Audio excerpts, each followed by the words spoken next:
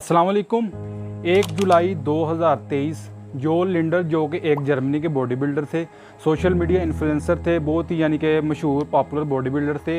Instagram पर उनके 8 million से ज़ायद जो है फॉलोअर थे और उनकी जो डेथ हो जाती है अक्सर वो जाने जाते थे अपनी जो चेस्ट मसल के फाइबर है इनको क्लियरली विजिबल दिखाने के लिए। बहुत ही उनका फ़ैन फॉलोइंग उन्होंने गेन करी और उन्हें जोस्थेटिक के नाम से भी जाना जाता था।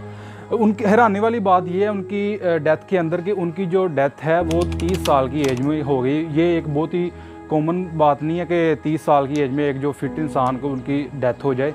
तो अक्सर लोगों को यही लगता था कि उनकी जो डेथ है वो हार्ट अटैक के चलते हुए हुई है, लेकिन इस केस में ऐसा नहीं। उनकी जो डेथ है वो एक बीमारी है जिसे एनोरिज्म कहते हैं, उसकी वजह से हुई है। आपके खून की जो नसें होती हैं इनके अंदर बलून टाइप स्ट्रक्चर बन जाता है, उसे एनोरिज्म कहते हैं। इनके साथ हुआ कि इनकी नेक की वेन्स में इस तरह का बलून टाइप स्ट्रक्चर बन गया था, उसके फटने से इनकी जान चली गई, जिसे हम नेक हेमरेज भी कहते हैं। ऐसा जिस्म के किसी भी पार्ट्स में हो सकता है, आपके ब्रेन में हो सकता है, आपके हार्ट में हो सकता है, आपकी लेग्स में हो सकता है, जिसम के किसी भी हिस्से में हो सकता है। एग्जांपल आपको देता हूँ, 4 बिल्डिंग्स हैं, उनको एक ही पाइपलाइन से पानी सप्लाई हो रहा है। अगर 2 पाइपलाइन के अंदर कोई रुकावट आ जाए तो उनको पानी नहीं पहुँचेगा 2 बिल्डिंग को, तो उनका जो काम अधूरा रह जाएगा। इसी तरह आपकी एक वेन्स आ रही है तो वो आगे यानी कि डिवाइड हो रही है 4-5 पार्ट्स में, तो 2 वेन्स के अंदर कोई रुकावट आ जाए तो वो आपके एक साइड को ब्लड नहीं पहुंचेगा, जिसे हम फालिज कहते हैं। वो यानी कि एक साइड आप काम नहीं करेगा। मरने से 2-3 दिन पहले जो लिंडर ने अपने जो डॉक्टर को भी बताया था कि मेरे जो नेक में पेन हो रही है, लेकिन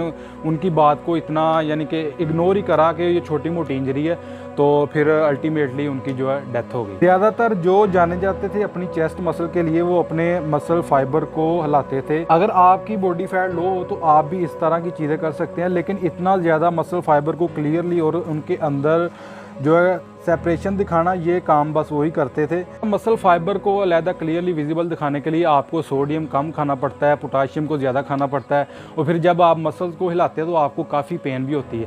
तो उन्होंने ये कहा भी था कि मैं यानी कि आने वाले सालों में ये काम नहीं करूँगा, क्योंकि ये काफ़ी पेनफुल काम था, क्योंकि जब आप सोडियम कम लेते हैं तो आपके मसल जो अकड़ जाते हैं। तो यही हमारी थोड़ी सी इन्फॉर्मेशन थी जो आपको प्रोवाइड की मैंने।